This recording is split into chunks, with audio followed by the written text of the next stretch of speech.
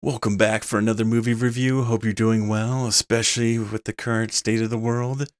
Today I'll be reviewing the latest movie from Yuen Woo-Ping Blades of the Guardians, written by Tai-Lee, Chau-Bin, and Larry Yang.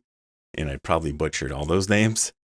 Blades of the Guardians is a story about a bounty hunter, Dao Ma, played by Jing Wu, and who I recognized as soon as I saw him in the trailers, especially when I watched the movie from some other films, so looked it up, and he played in The Wandering Earth, which was a Netflix movie. I recall enjoying that movie for being kind of a cheesy sci-fi over-the-top CGI fest, and then The Meg 2, The Trench, he was, I think, one of the scientists in one of the underground labs in that movie, and the Meg movies I enjoyed. Those are just kind of dumb fun movies. And so Dao Ma, the bounty hunter, is tasked with taking Zhi-shi-lang to the City Chang'an. Man, I'm butchering all this stuff. I should probably talk to my son since he's taking Chinese. Help me enunciate this stuff. As Zhi-shi-lang is the most wanted person in the empire, as his focus is on equality, and that threatens the authoritarian rule that shapes their current world. They are chased by factions from all across the land to stop Dao Ma's mission to safely escort Zhi-shi-lang.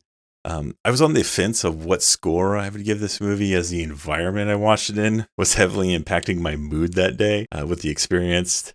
First off, it's not playing at the theater, one or two theaters I usually go to, so I had to actually go down into Seattle to the Pacific Place 11, which is the AMC downtown, and I don't think that place has been updated for the most part since the late 90s, maybe early 2000s, as the seats they currently use are the old bucket recliners that have a spring system set up, and so there's no headrest. You're leaned back really far in the seat unless you find one where the springs aren't worn down, and you're kind of fighting to keep your head looking at the screen the entire time. The only thing I could say is that kind of being lower to the screen, especially since they have curved floors in the front or slanted floors, where a majority of theaters nowadays, unless they're old retrofit, are mostly stadium seating. And even some of those old slant auditoriums got retrofitted years ago to be stadium seating. But this one, still that old school setup. But because the seats were so low, you could, at least when you're looking up at the screen, you had the subtitles at the bottom and kind of can pay attention a little easier to the action in the subtitles, which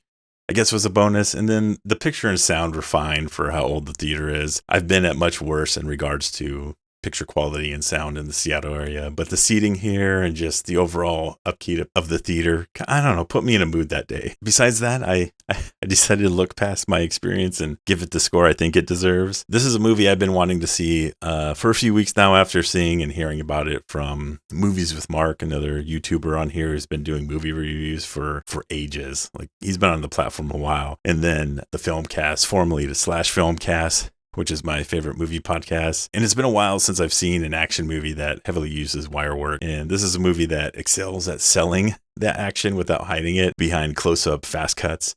Even though it does have some of those quick close-up action scenes, the action is allowed to breathe with each fight trying to outdo the one before, as this is directed by Yuen Woo-Ping, now in his 80s, showing what real action filmmaking should look like. Woo-Ping has a long history of directing and stunt coordinating some of the best action movies over the years. Some of the ones that come to mind are The Matrix, Crouch Tiger, Hidden Dragon, and The Man of Chai-Chi is only a small fraction of his long history in filmmaking. And with those alone, you know you're going to get into something special here. Not only is the action great, but the story was really good, and it's, you know, about hope and redemption and kind of fighting the systems that are kind of held in place and setting new trends. As you see a number of Zhishilang's protectors dealing with pasts that have left them with scars of the mind or the soul, the mission allowing them to find peace with the actions of their past. But the real star here is the consistent action throughout the movie, from dramatic fights on oil-soaked sand to standoffs and desert sandstorms. It's a great mix of hand-to-hand bladed combat and to use of archery in a number of the different set pieces, allowed for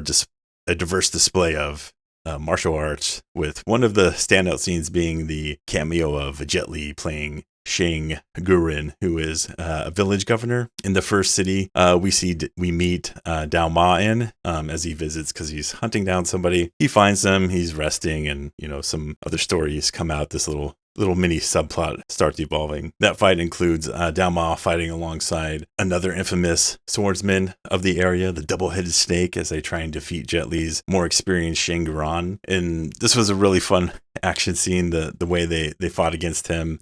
was highly entertaining. The way they shot it was fantastic. And that goes for basically every kind of fight scene in this movie. I do think some of the fight scenes in the middle are a little better than the ending fight scene. There's a lot of stuff going on that last climax scenes that are going on, but overall, it was a fantastic movie. There's one thing, it does have a little bit of comedy in it as well. It's kind of that typical comedy that you see in some of these type of martial arts films that don't take themselves super seriously. So some of it was a little goofy, but it's not enough to put a mark on the movie. The only thing, there was this one subplot with the character they're trying to protect, and he's not really a fighter, and he's kind of timid and shy and has this different aura about him. I was hoping that there was going to be some point in the movie where you learn that he's like this master martial artist or something, and that he doesn't fight unless he absolutely has to. But unfortunately, that was not the case. But overall, if you love action, martial arts movies, and ones especially that have a great story, I highly recommend Blades of the Guardians. 4 stars.